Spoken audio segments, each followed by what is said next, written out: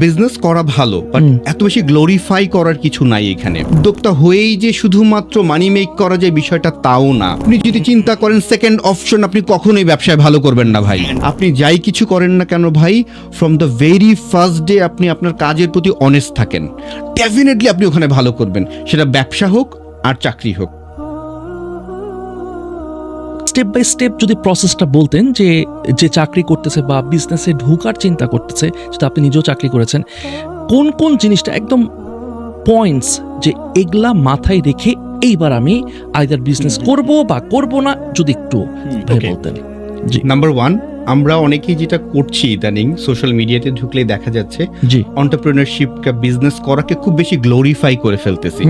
আসলে আমরা যদি অ্যাজ এ নেশন ওয়াইড চিন্তা করি বা সারা পৃথিবীর কথা চিন্তা করি, সো বিজনেস করা ভালো, বাট এত বেশি গ্লোরিফাই করার কিছু নাই এখানে। জি, এটা একটা প্রফেশন, যেই মানুষটা জব করছে ডেফিনেটলি সেটাও একটা প্রফেশন। সো প্রত্যেকটা জিনিসকেই গ্লোরিফাই সমানভাবে হওয়া উচিত।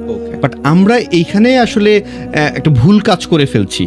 সেই ভুল কাজটা হচ্ছে মনে করছি বিজনেসটাই একটা গ্লোরিফাই হওয়ার মতো জিনিস, আর যারা চাকরি করছে এটা মনে হয় কিছুই না, এটা মনে হয় কোনো কাজই না। সো প্রথম কথা হচ্ছে এটা ভাবার কোনো সুযোগ নাই ভাই, বিকজ যারা বিজনেস রান করছে তাদের কন্ট্রিবিউশন অনেক বেশি। যারা আপনার আমার কোম্পানিতে কাজ করছে তারাই কিন্তু আপনার আমার কোম্পানিকে বাঁচিয়ে রাখছে। আমরা হয়তো সামনে ফ্রন্ট এন্ডে থেকে তাদের পারফরমেন্স করতে হেল্প করতেছি, বাট তাদের কাজটাকেও কোনোভাবেই নেগলেক্ট করার সুযোগ নাই। এবং সবাইকে কখনোই উদ্যোক্তা হতে হবে না, এবং উদ্যোক্তা হয়েই যে শুধুমাত্র মানি মেক করা যায় বিষয়টা তাও না। পৃথিবীতে অনেক ইতিহাস আছে যারা জব করেও অনেক ভালো টাকা ইনকাম করে, তাদের ফিনান্সিয়াল ফ্রিডম আছে, তারা হ্যাপি লাইফ লিড করে, সারা পৃথিবী ঘুরে বেড়ায় এবং দে আর ডুইং এক্সেলেন্ট। সো আপনি যদি মনে করেন আপনি জব করবেন, দিস ইজ অলসো ফাইন।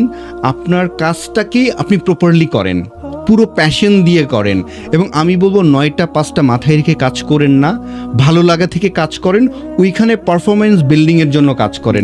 চোখ বন্ধ করে আপনি ভালো মানি মেক করবেন, ফিনান্সিয়াল ফ্রিডম আসবে এবং খুব অল্প টাইমেই আগিয়ে যাবেন।